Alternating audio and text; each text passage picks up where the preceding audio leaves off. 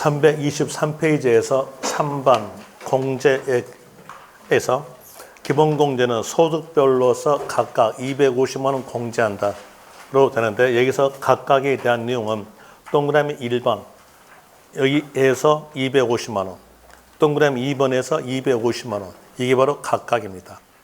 이렇게 나오는 건데, 여기에 대한 내용의 이해적 내용은 334페이지에서 소득의 구분 계산, 이걸 알아야 이 내용을 이해할 수 있어요. 334페이지 폈다가 다시 올게요.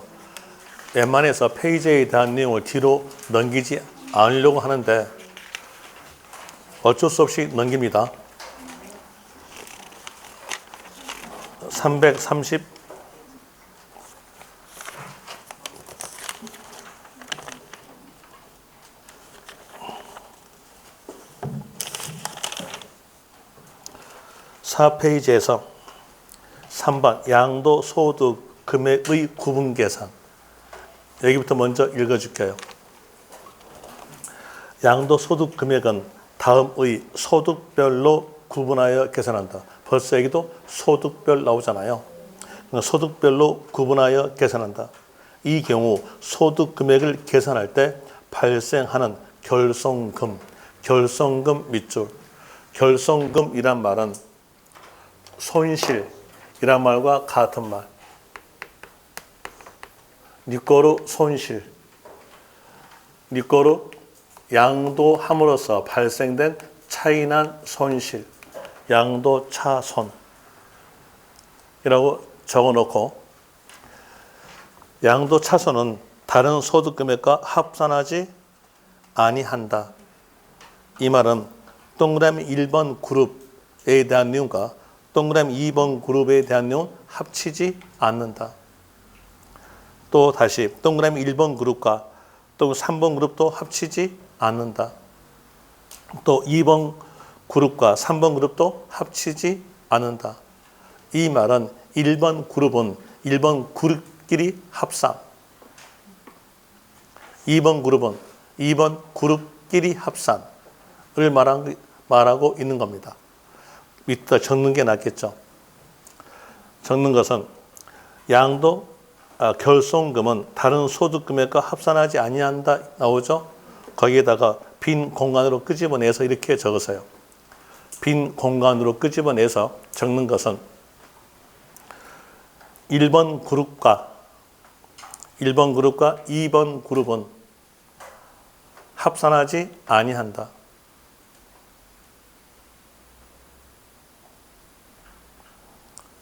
다시 그 옆에다가 1번 그룹은 1번 그룹끼리 합산, 2번 그룹은 2번 그룹끼리 합산.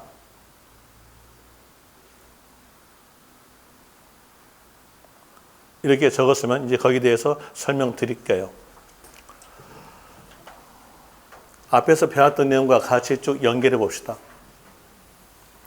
과세는 가액이 나오면 그 과세는 가액에다가 세율을 곱하죠. 세율을 곱할 때 이 세율에 대한 내용은 두 개로 되어 있어요. 하나는 비례세율 구조, 하나에 대한 내용은 누진세율 구조, 이렇게 두 개로 되는데, 여기서 비례란 말은 곱한다. 과세는 가액이 따로따로 된 세금에 대해서는 비례세율이 적용된다. 또 과세는 가액이 합쳐진 내용으로서는 누진세율이 적용된다. 이렇게 배웠었죠. 여기에 대한 내용을 볼 때 이게 어느 세금은 비례세율이고 어느 세금은 누진세율이라는 것을 구별해야 되는데, 방금 했던 이론적 내용 가지고는 구별이 안 돼요. 이때에 대한 내용은 뭐가 통하냐면 야매가 통해요. 야매로서 세자 앞에 합이란 글자가 없으면 비례세율, 세자 앞에 합이란 글자가 있으면 누진세율 하시면 돼요. 한번 해볼까요? 종합부동산세는요, 누진세율로 되겠죠. 종합소득세도 누진세율, 취득세는 비례세율, 등록세도 비례세율 됩니다. 그럼 이 내용에 따라서 보니까 합쳐진 것은 뭐였어요? 누진세율이에요. 그러니까 누진세율은 합친다는 거예요. 그 내용 알면서 보죠. 소득세가 종합소득세 합치잖아요. 합쳤으니까 누진세율이에요. 그 내용으로서 해볼 때 여기에서 일과세 기간 1월 1일부터 12월 31일 이 사이 기간 동안에 토지 팔면서 양도 차익 나왔고 또 다른 토지 팔았는데 양도 차익 나왔다면 두 개를 합쳐줘야 세율 적용할 수 있어요. 그래서 합쳐서 적용된다는 겁니다. 다시 이제 토지 팔았을 때 양도 차익 나오는데 다른 토지 팔았을 때 양도 차손 나온 거에 대해서는 합치지 않는다. 이러면 어떨까요? 형평성이 어긋나는 거예요. 그래서 양도 차손이 나타났을 때 합치는 거예요. 합치는 방법이 1번 그룹은요. 1번 그룹끼리 합치겠다. 2번 그룹은 2번 그룹끼리 합치겠다. 이게 말한 것이 소득 구분입니다.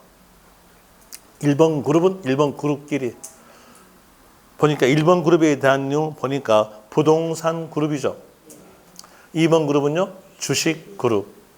그럼 왜 여기에서 1번 그룹은 1번 그룹끼리 2번 그룹은 2번 그룹끼리겠는가를 볼 때에 뒤에서 보시면 아시겠으나 부동산에 대해서 일반적 경우에 대해서 세율은 누진세율이에요. 그리고 또 주식의 경우에 대해서 세율은 비례세율 구조예요. 세율 구조가 다르죠. 그러면 이 두 개를 합친다? 합칠 수 없다. 합칠 수가 없어요. 그래서 1번 그룹은 1번 그룹끼리 합치는 거예요. 2번 그룹은요? 2번 그룹끼리 합쳐요. 또 다시 뒷페이지 폈다가 이리 올게요. 아니, 앞페이지 폈다 올게요. 앞페이지에서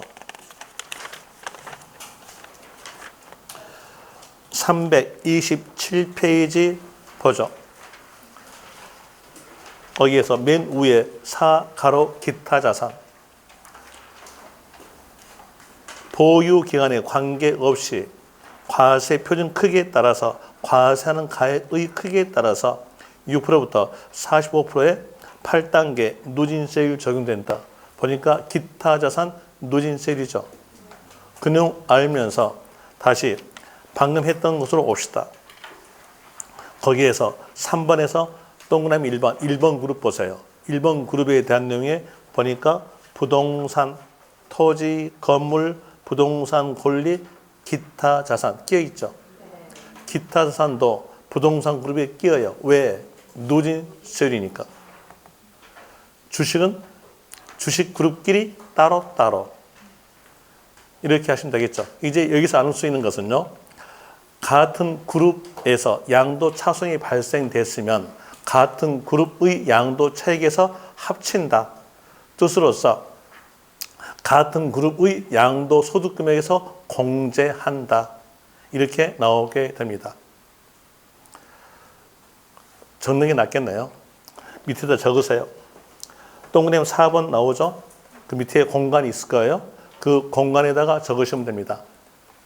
같은 그룹의 양도 차손은 같은 그룹의 양도 차손은 같은 그룹의 양도 소득 금액에서 공제한다. 같은 그룹의 양도 차손은 같은 그룹의 양도 소득 금액에서 공제한다. 적었습니까? 적었으면 이 말은 양도 차손은 양도 차익에서 합친다. 라는 말과 같은 말. 되겠죠? 근데 그 내용 알았으면 여기서 알 수 있는 것은 끼리끼리를 아시면 돼요. 부동산 그룹은요. 부동산 그룹끼리. 주식 그룹은요. 주식 그룹끼리. 이 끼리끼리가 바로 소득별이에요. 이제 앞으로 갑시다.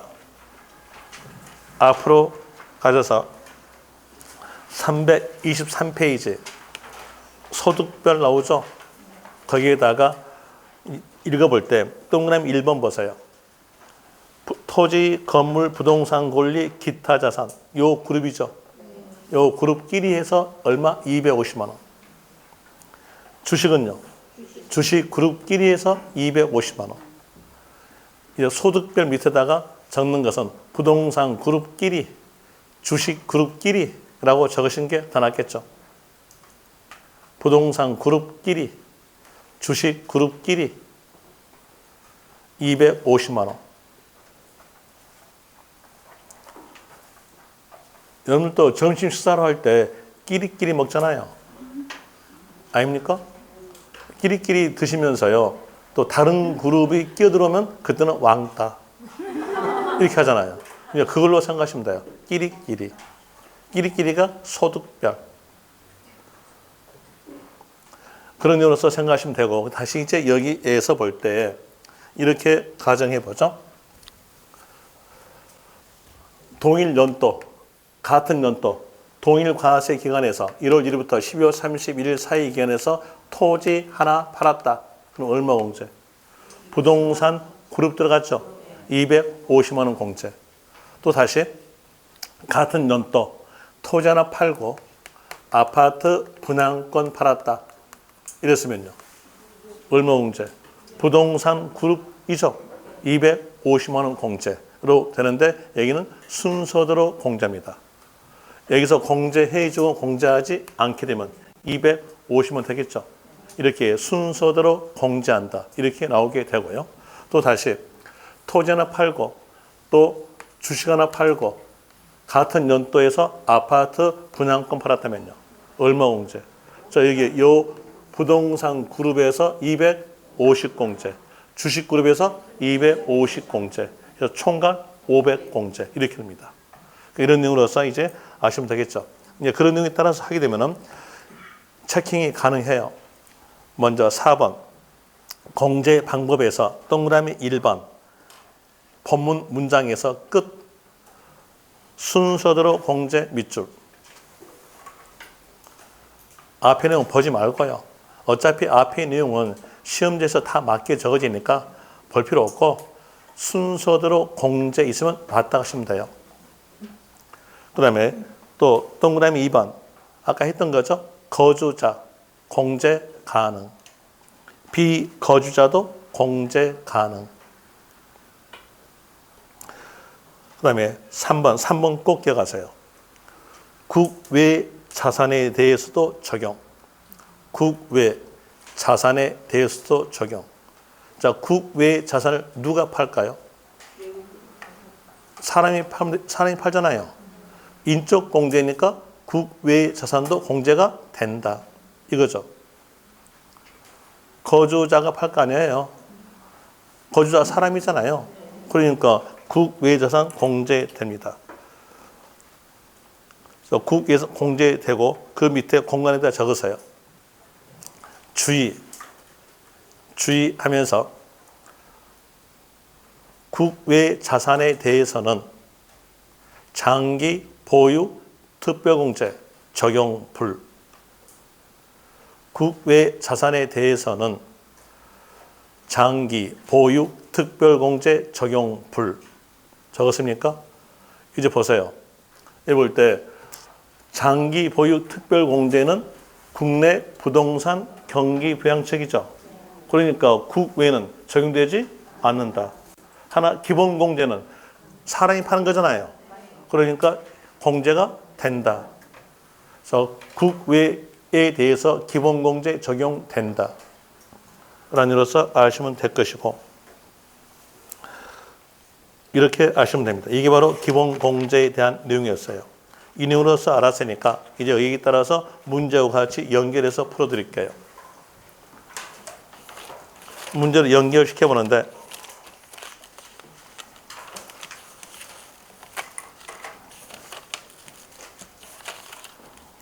페이지에 대한 내용으로서 246페이지 한손 노트에서 246페이지 먼저 문제 1번 31회 때 나왔던 문제입니다.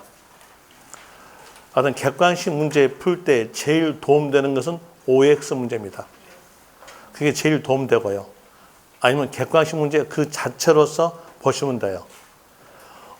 어떤 사람들은 뭐 빵꾸노트라는가요? 그래가지고 이렇게 여기를 이렇게 감춰서 하는 거 이거 절대 객관식에 도움 안 돼요.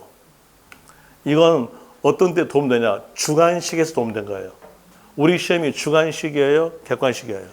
객관식이에요. 그러니까 이 빵크노트 보지 마세요. 볼 필요 없고 뭘 받아내면 OX를 보세요. 그게 제일 좋아요. 그래서 OX로 만들어준 겁니다. 먼저 1번 보죠. 1번에서 거주자가 22년 취득 후 계속 거주한 법령에 따른 고가 주택을 24년 5월에 양도하는 경우 장기 보유 특별공제 대상이 되지 않는다. 근데 먼저 문제 키를 잡기 위해서 맞춤표 앞 보세요. 그러니까 장기 보유 특별공제. 벌써 그 글자에가 보유 나오죠. 몇 년 보유? 3년 보유. 그럼 이제 볼 때에 거기에 22년에 취득해서 24년에 양도했죠. 그러면 3년이 안 됐어요. 그래서 적용되지 아니한다. 맞죠? 다시 2번 갑시다. 2번에서 보유기간이 3년 이상인 토지 건물에 한하여 장기 보유 특별공제 적용된다. 저 보니까 맞춤표 앞에서 나온 글자 장기 보유 특별공제. 문제 키 잡았고요. 포인트 잡는데 포인트로서 보유 3년 이상 됐고 그리고 토지 건물에 한하여. 이 한자 때문에 틀린 겁니다. 한하여 이렇게 나온다면 다른 물건은 끼지 못한다는 뜻이에요. 한자랄지 만자 넣으면 다른 물건은 끼지 못한다 뜻. 그럼 볼 때 토지 건물만 끼죠. 다른 건 끼지 못한다 해서 틀린 겁니다. 입주권이 끼잖아요. 그 때문에 여기에서 2번 틀린 겁니다. 4번 갑시다. 장기 보유 특별공제액은 은자 앞에 장기 보유 특별공제. 문제 키 잡았죠. 그 옆에서 양도가액의 보유기간별 공제율을 곱한다. 틀렸죠? 양도 차익. 양도 가액이 아니라 양도 차익. 4번 틀렸고요. 그 다음에 7번 갑시다. 7번에서 먼저 물음표 앞에서 익숙한 글자 빼내봐요. 장기 보유 특별공제. 이제 문제 키 잡았죠? 틀린 것 찾아라. 1번 70% 세율이 적용되는 미등기. 자, 미등기 나왔죠. 미등기니까 적용하지 아니한다. 1번 맞고요. 2번에서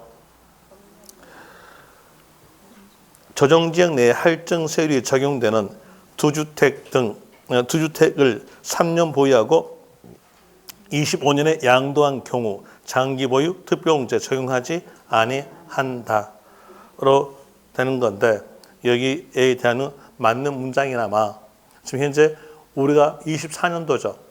현재로서 합시다. 현재로서 거의 25년을 24년으로 고쳐주고요.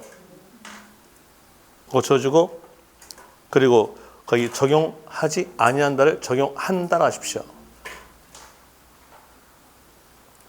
시험 올해로 끝낼 거 아니에요. 올해로 끝낼 거니까 고쳐준 겁니다. 내년에 보실 분은 안 고친 내용으로 하시고요. 그러면 2번 내용 맞겠죠? 3번 1세대 1주택 요건을 충족한 고가주택 보유 2년 6개월 3년 됐어 안 됐어요? 안 됐죠. 안 됐으니까 적용되지 아니한다. 적용된다 틀렸죠. 답은 거기에서 3번. 4번에서 조정지역 내 비사업용 토지 나왔죠. 토지 보유 3년 이니까 적용한다. 맞고요. 5번에서 보유 12년 등기된 상가 건물의 보유 기간별 공제율은 자, 은자 앞에 보유 기간별 공제율 이걸 물어봤죠. 그러면서 거기 12에다가 2% 거입해요. 그러면 24% 맞죠? 5번도 맞는 문장 됩니다. 다시 D페이지로 가셔서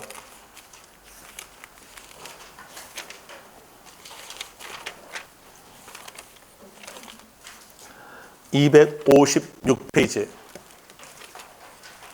256페이지에서 1번 먼저 읽어줄게요. 문제 키 잡기 위해서 문제 읽습니다. 양도세 과세 대상인 국내 소재의 등기된 토지와 건물을 같은 연도 중에 양도 시기를 달리하여 양도한 경우에도 양도소득 기본공제는 는자 앞에 못 나옵니까? 기본공제. 이제 문제 키는 기본공제. 문제 키 잡았고요. 이제 포인트는요. 거기서 같은 연도예요. 같은 연도가 포인트. 같은 연도란 말은 동일 과세 기간. 같은 연도에 토지 건물을 팔죠. 그럼 얼마 공제? 250 공제. 토지 건물이니까 부동산 그룹이잖아요. 같은 연도에서 부동산 그룹 팔았으니까 250만 원 공제. 맞죠? 이렇게 해서 문제 키 잡고 포인트 잡고 푸셔야 빨리 풀어져요. 그래서 기본공제 문제 나온다면 그래서 같은 연도가 포인트라는 거 아시면 돼요. 같은 연도고 그리고 같은 연도에서 소득별이라는 거. 소득별의 말은 끼리끼리. 되겠죠? 그런 의미로서 하시면 되고 다시 2번 갑시다. 부동산 권리의 양도로서 발생한 양도 차손은 토지 양도에서 발생한 소득금액에서 공제할 수가 없다. 있죠? 부동산 그룹에서 차손 나왔죠? 그럼 같은 그룹의 차익과 합쳐지겠다 뜻으로서 같은 그룹의 소득금액에서 공제한다. 근데 이는 공제하지 아니한다 틀렸죠? 2번 틀렸고요. 3번 갑시다. 국내 거주자가 토지와 주식을 양도한 경우 각각 발생한 결손금의 차이난 손실. 양도 차손은 양도 소득금액 계산 시 통산한다. 통산하는 말은 합친다. 자, 보니까 토지 주식이죠. 토지 주식이니까 부동산 그룹과 주식 그룹. 끼리끼리 아니죠. 아니니까 여기는 어때요? 따로. 합산되지 아니한다. 아까 그랬잖아요. 다른 그룹이 끼면 너는 왕따. 그거 생각하시면 돼요. 하여튼 여기 기본공제에서 꼭 생각할 것은요. 끼리끼리. 부동산 그룹은 부동산 그룹끼리에서 양도 차손 나타날 때 양도 차익에서 합친다 뜻으로서 양도 소득 금액에서 공제한다. 되겠죠? 이렇게 하시면 되고요. 이제 여기에서 문제 풀어드렸으니까 또 다시 이론 나갑니다. 이론에 대한으로서 이제 과세 표준 정했으면 여기다가 세율을 곱해줘요. 항상 세율은 과세하는 가액에 곱해집니다. 만약에 세율을 곱하는데 과세하는 가액이 아닌 다른 내용으로 나오면 그건 틀린 거예요. 과세 표준이 바로 과세하는 가액의 뜻이에요. 여기에다가 세율을 곱하게 되면 세금액이 산출된다. 산출 세액 이렇게 나오게 되죠. 그래서 세율로 갑니다. 세율로 가는데 세율에 대한 내용은 324페이지에 나오죠. 324페이지에서 세율 나오는데 이 세율에 대한 내용은 부동산에 관한 세율에 대한 내용과 주식에 관한 세율에 대한 내용과 파생 상품에 대한 세율에 대한 내용과 또 수익권 양도에 대해서 세율 이렇게 4개로 구성됐어요. 그런데 그 4개를 전부 다 외우지 못하니까 우리는 하나만 압시다. 부동산에 관한 세율만 알고 나머지는 다 버리세요. 그 나머지에 대한 내용이 문제 나오면 틀리고요. 나올 리 없고요. 그럼 나머지 버리면 되겠죠. 왜 그러냐면 이 세법이 부동산 세법이에요. 그렇기 때문에 부동산에 관계된 것만 아시면 됩니다. 주식이랄지 파생 상품이랄지 신탁 수익권 양도 알 필요가 없다는 거죠. 또 부동산에 관한 세율에 대한 내용도 숫자적 내용으로서 다 외워야 되는데 그 숫자적 내용에 개정된 내용만 알았으면 포인트를 잡아낼 수 있어요. 그 포인트만 알고 문제를 풀면 문제는 금방 풀어져 갑니다. 또 그 포인트만 알았으면 숫자도 금방 외워져요. 그 포인트를 알기 위해서 세법 개정된 연역을 말씀드릴게요. 세법 개정된 연역에 대한 내용으로서 한 8년 전, 9년 전입니다. 그때에 대한 내용으로서 부동산에 대한 내용은 일반적으로 6%부터 38%의 누진세율이 적용된다. 이렇게 되어 있었어요. 그리고 학교는 시간에서 배웠던 내용대로 양도소득세에 대한 내용은 투기 억제 기능이 있습니다. 투기였다면 38 숫자보다도 높여서 억제할 수 있다는 얘기예요. 또 투기냐 투기 아니냐에 대한 내용은 짧게 보유한 경우는 투기, 또 길게 보유한 것은 투기가 아니다 라는 이로써 보유기간과 관계 있는 겁니다. 여기서 보유기간 1년 미만, 보유 1년 미만으로서 부동산에 관한 권리를 양도했다고 하였으면 이건 투기죠. 투기니까 여기 38보다 높여요. 높여서 50%가 적용되는 겁니다. 다시 보유 1년 이상에서 2년 미만이었다고 한다면 그때에 대한 내용은 보유 1년 미만보다는 투기가 덜 하고요. 일반적 요 경우보다는 투기가 있어요. 그래서 38보다는 높여주고 50보다는 낮춰주면 숫자, 산출할 수 있는 숫자는 40%로 됩니다. 그리고 보유 2년 이상이었으면 정상적 거래다. 6%부터 38%까지 누진세 이렇게 되어 있었어요. 이제 여기에 따라서 법이 개정이 됩니다. 개정이 되면서 38%는 그대로 둬요. 그거 두면서 한 단계를 더 넣어줘요. 더 넣어줘서 40 갑니다. 이렇게 돼 있었는데 또 다시 법이 개정이 돼요. 개정이 되면서 40 내용은 그대로 놔두고 한 단계 더 만들어서 45% 갑니다. 결국적으로서 현재는 6%부터 45%까지 누진세율 되는 건데 여기에서 우리가 아는 것은 요 45%의 누진세율이라는 요 숫자는 시험지에서 맞게 적어져요. 그러니까 외울 필요 없고 아는 것은 2년 이상이었으면 6%부터 시작되는 누진세율이다. 이렇게 아시면 됩니다. 그리고 박근혜 대통령 때로 갑시다. 박근혜 대통령 때에서는 주택 경기가 아주 침체예요. 주택 경기가 침체되니까 우리나라의 경제 자체가 바닥이에요.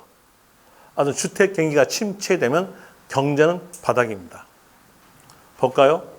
3년 전 볼까요? 3년 전에서 서울 경우는 제가 여러분 지역을 잘 알면은 여러분 지역의 아파트로서 예를 들겠는데 제가 잘 모르니까 서울로 할게요. 서울 아파트에 대한 내용으로서 33평에 대한 내용이 보통 한 16억 같습니다.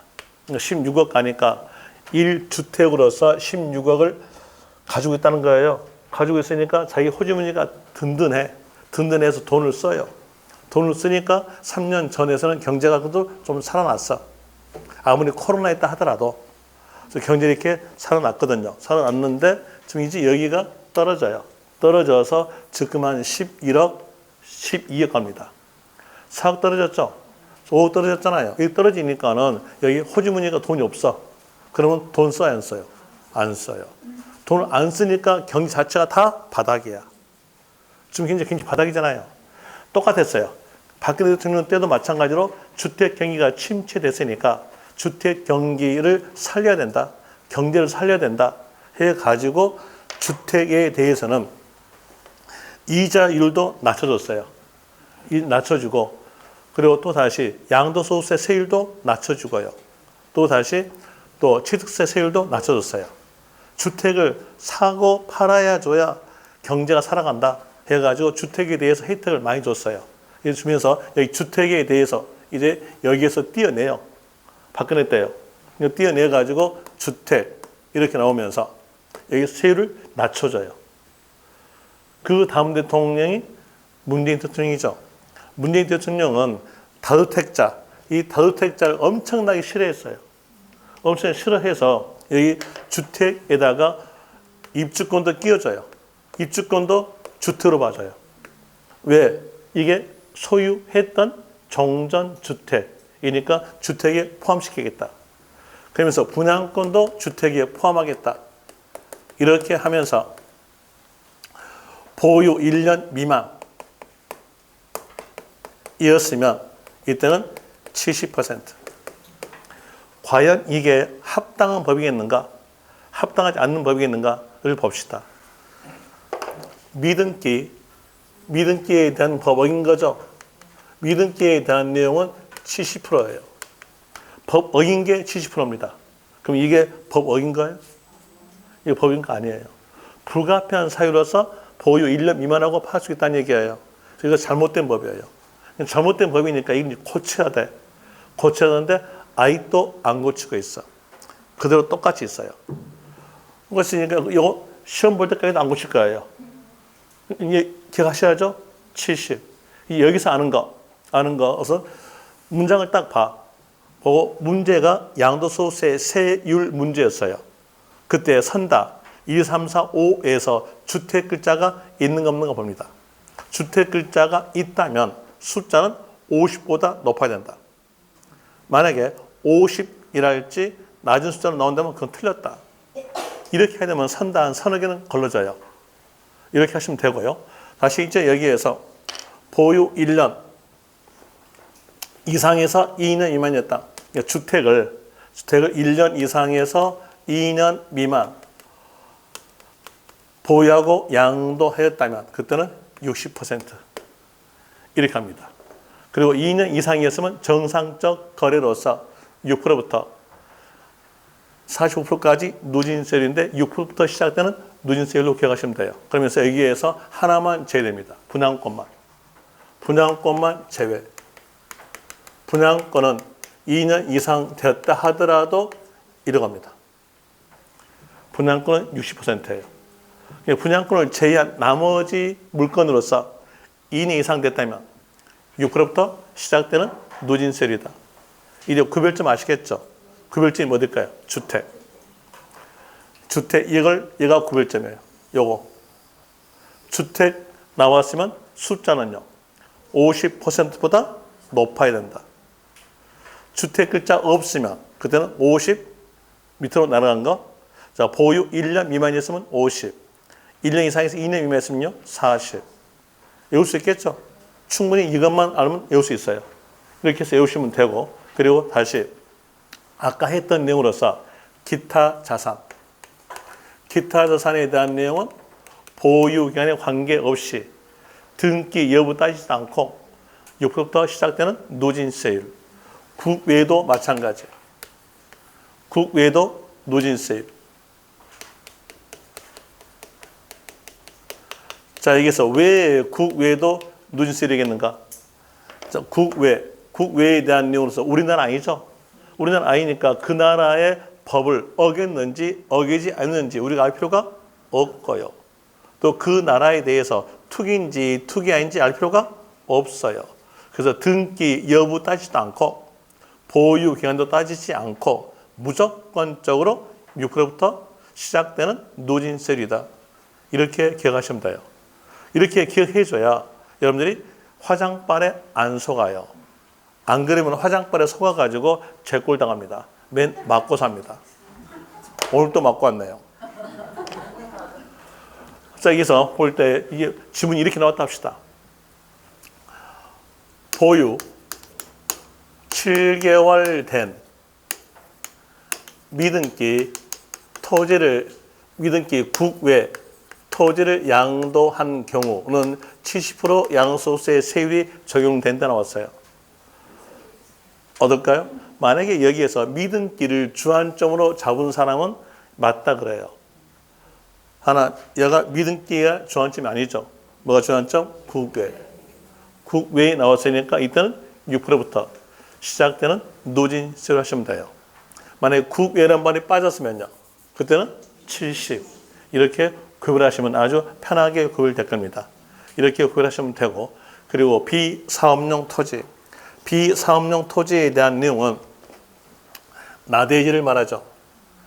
비사업용 토지는 나대지. 나대지니까 토지의 생산성을 높여주기 위해서 각 구간마다 10%씩 더해줘요. 6% 구간에 더했으면 16%. 끝 구간 45% 구간에 더해주시면 55%의 누진세율이다. 이렇게 나오게 되는데 여기에 대한 내용으로서 요 55% 끝 숫자는 시험지에서 맞게 적어지니까 외우지 말고 비사업용 토지에 대한 내용은 16%부터 시작되는 누진세율이다. 이렇게 아시면 됩니다. 이런 일로서 아시면 거기에 대한 내용 충분하게 세율들 외우게 되는 겁니다. 자, 보세요. 325페이지에서 볼 때 두 번째 표 나오죠. 두 번째 표 기본세율 해가지고 8단계 누진세율. 요 8단계에 있는 요 칸을 다 외우겠습니까? 출제자가 다 외우지 못해요. 요 숫자를 다 못 외운다는 얘기예요. 저도 그 출제자도 어차피 이거 보고 문제 내야 돼. 그러니까 요 숫자 못 외우니까 여기다 내용을 다 외우지 말고 우리는 첫 번째 칸만 알자는 겁니다. 첫 번째 칸 6%부터 시작되는 누진세율. 비사업용 토지는 첫 번째 칸 16%부터 시작되는 누진세율. 자, 여기에서 1,200만 원 이하가 개정이 돼가지고 1,400만 원 이하가 되는 겁니다만은 거기에서 숫자 1,400만 원이라고 맞게 적어져요. 그러니까 외우지 말란 얘기입니다. 어떤 사람은 거기에서 1,200만 원이 1,400만 원으로 개정이 됐으니까 이거 꼭 아세요 하면서 말씀하시는 분 계세요. 그 사람이 듣지 마세요. 그 사람 강의 들었다면 숫자만 내리 외워야 돼. 숫자만 내리 외웠다면 틀려. 왜 그런지 아십니까? 출제자는요, 여러분들이 숫자만 외운다는 거 알아. 그래서 숫자를 맞게 줘. 숫자 맞게 줘. 아까 볼까요? 아까 15년 이상이었으면 그 장기부통제에 대한 내용이 양도 차익의 30%였죠. 이것을 어떻게 하냐면은 15년 이상 보유된 토지를 양도하였을 경우 장기 보유 특별 금액 산정은 양도 가액의 30%로서 산정된다. 이렇게 나왔어요. 그럼 여러분들은요, 여기에서 숫자에다가 주안점을 둬. 아주 숫자만 여러 했으니까 숫자에 주안점을 주죠. 그럼 보니까 30% 맞아. 맞으니까 아, 이거 잘 나왔네 하고 전체가 맞다 하고 가져요. 이런 걸 보고 눈이 이렇게 씌웠다 그래요. 이게 이런 걸 보고 연애 시절과 결혼 시절의 차이점이라고 해요. 시험 볼 때에는 이거 무조건 맞아. 이거 맞으니까 그래놓고 시험 끝나고 와 보니까 얘가 틀린 거야. 이때 보여. 시험 전에서는 결혼 전, 시험 끝나고 난 후는 결혼 후. 결혼 후에 성격 더럽다는 거 알잖아요. 제 꼴인데요. 그러니까 이거 틀렸잖아요. 이 내용의 문제가 몇 번 나왔냐? 이게 5번, 6번 나왔어요. 다 틀렸어요. 그래서 숫자에 대한 주안점을 많이 두지 마세요. 문제 푸는 요령으로서 말씀드리면 숫자 앞에 있는 글자를 먼저 봐요. 그래서 그 글자에 대한 내용이 맞았다면 그때서 숫자 보는 거예요. 또 다시 숫자 앞에 있는 글자가 틀렸다면 아예 숫자 보지 말고 틀렸다. 이렇게 하시는 게 더 편하겠네요. 이런 의미에서 문제 푸시면 돼요. 그래서 숫자적 내용을 외우지 않게 하기 위해서 말씀을 드린 겁니다. 2년 이상이었으면요. 6%부터 시작되는 누진세율이다. 뭐만 제외하고? 분양권만. 분양권은 2년 이상 있을 때 60%다. 이렇게 하시면은 이 숫자를 다 외우게 되는 겁니다. 이렇게 하시면 되고요. 그리고 다시 뒤로 넘어갑니다. 넘어가서 326페이지에서 3번 조정지역 내 1세대 2주택, 3주택일 때는 할증세율이 적용되는데 이건 내년부터 적용. 그럼 올해는요?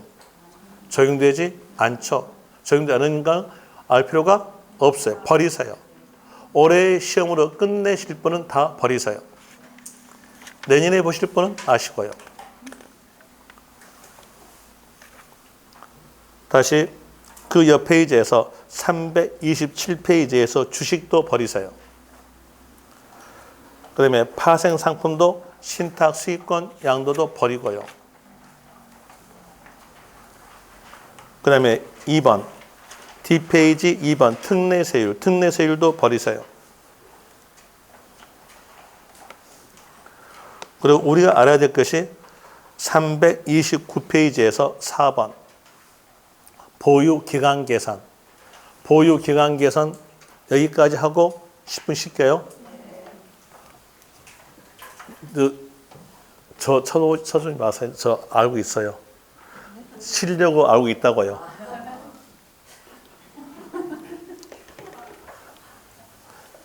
보유기간 계산이 저 볼 때 보유기간은 소유기간과 같죠. 그러니까 취득하였어야 소유가 됨으로써 팔 때까지 기간이 소유기간으로서 보유기간. 그럼 체킹할 것은 취득일로부터 양도일까지. 그래서 만약에 과세일 그러면 어떨까요? 틀려요. 양도일 위에다가 과세일 X라고 적으세요. 과세일 X. 여기 대한 내용도 2번 출제했어요. 그런데 다 틀렸어요.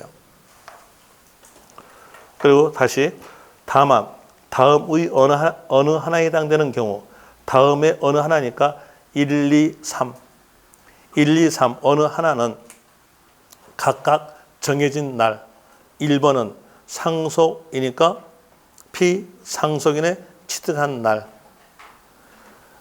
2번은 증여니까 증여받은 날이 취득일이다 이렇게 되는데요. 여기서 이제 궁금증이 하나 이루어져요.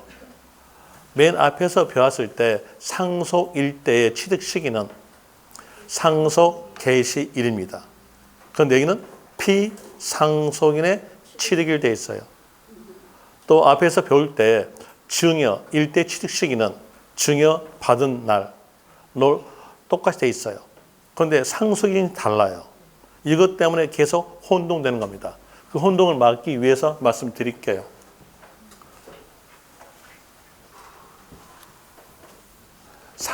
상속일 때의 취득 시기에 대한 내용으로서 먼저 일반적 경우니까 원칙이죠. 일반적 경우에 대한 내용으로서는 상속 개시일 됩니다. 그리고 예외적 내용은 예외적 관련 단어가 있어야 나온다고 했어요. 예외에 대한 내용은 세율입니다. 세율 적용할 때는 피상속인의 취득일부터 시작입니다. 어디만요? 세율만요. 그 내용인데 여기에 대한 이유로서 이게 계속 혼동돼요. 혼동되니까 이렇게 하세요. 예외적 관련 단어가 있으면 그 상황, 예외적 관련 단어가 없으면 원칙에 대한 내용으로서 상속 나오고 세율 단어하고 연결돼요. 이렇게 세율 단어와 연결되면은 그때는 피난다 하시면 돼요. 피난다. 피상속인의 취득일. 세율 단어 없이 상속 나왔으면요. 피 안 난다. 상속 개시일. 되겠죠? 세율일 때만 피난다. 이렇게 하시면 되겠죠? 그런 이유로서 기억하시면 돼요. 여기에 대한 내용이 세율에 대한 내용으로서 문제와 같이 연결해 드릴게요. 문제 연결하는데 문제에 대한 내용으로서 페이지에 대한 내용은 259페이지 한 손 노트에서 259페이지에 나오는데 여기에 대한 내용은 10분 쉬었다 할게요.